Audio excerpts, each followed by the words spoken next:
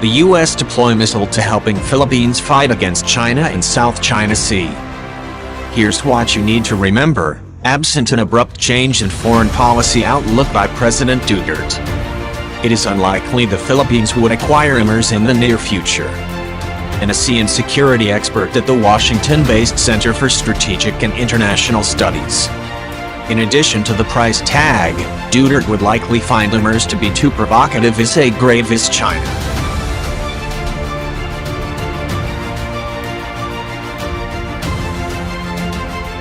The United States and the Philippines have been discussing whether the Filipino military should buy the high-mobility artillery rocket system, a multiple rocket launcher, used by the United States and other nations, according to the South China Morning Post. If deployed in long-range, precision-guided rockets fired by the system would be able to strike Chinese man-made islands on reefs in the Spratly chain.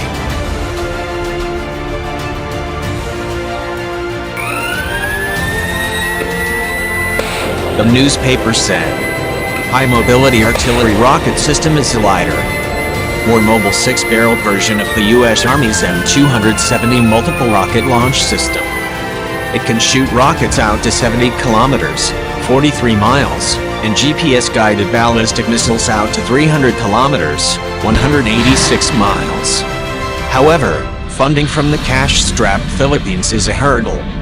The two sides have been unable to reach a deal because high-mobility artillery rocket system could be too expensive for Manila given its tight defense budget.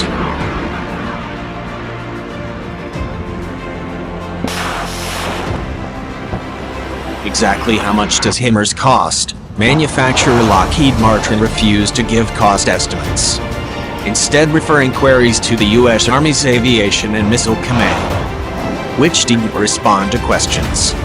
The cost of HIMARS is split between the launcher itself and separate contracts for various munitions including guided and unguided rockets, the longer-range Army tactical missile system, and weapons under development such as extended-range rockets and the precision strike missile.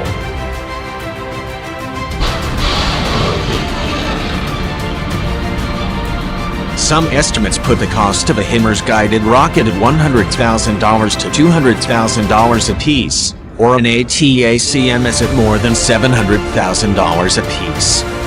Another clue is that Poland recently signed a $414 million contract for 18 launchers plus support and training. With the 2019 Philippines defense budget at only $34 billion, a big HIMARS purchase would be a strain.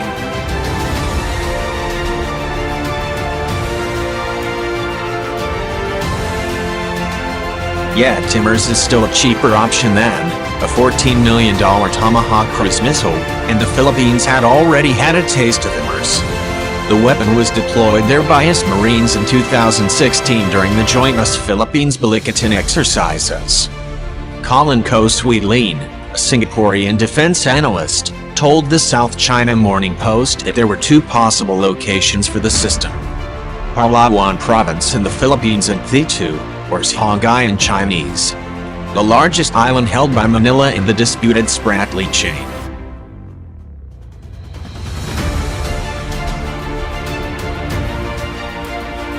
HIMARS could launch a missile at its maximum range to hit China's man-made island at Mischief Reef. But Thitu Island would also be vulnerable to People's Liberation Army air and missile strikes. Because it is only about 22 kilometers, 14 miles, from China-occupied Subi Reef, and within striking range of missiles originating from the Paracel Islands in Hainan.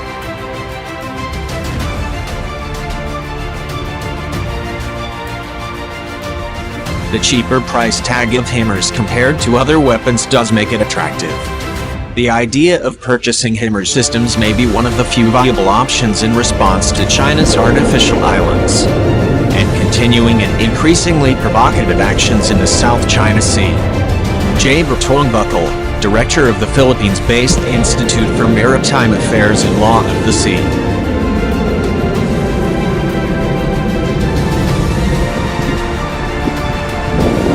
Yet Bertongbuckle does not see a sale anytime soon. the Philippines is probably not yet in a position to make a purchase. He told the national interest. It is also not likely to arm its own possessions significantly, for fear of Chinese reaction.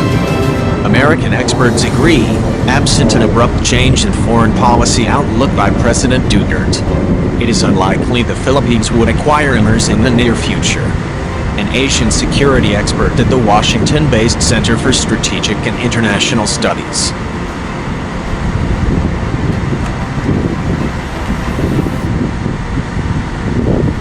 In addition to the price tag, Duterte would likely find HIMARS to be too provocative as a grave as China. But Harding believes this could change, just as Duterte has dramatically reoriented Philippine foreign policy.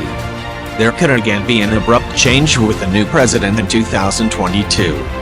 A new president could also seek to accelerate the implementation of the U.S.-Philippines Enhanced Defense Cooperation Agreement, which could potentially provide an avenue for the United States to deploy systems such as HIMARS in the Philippines.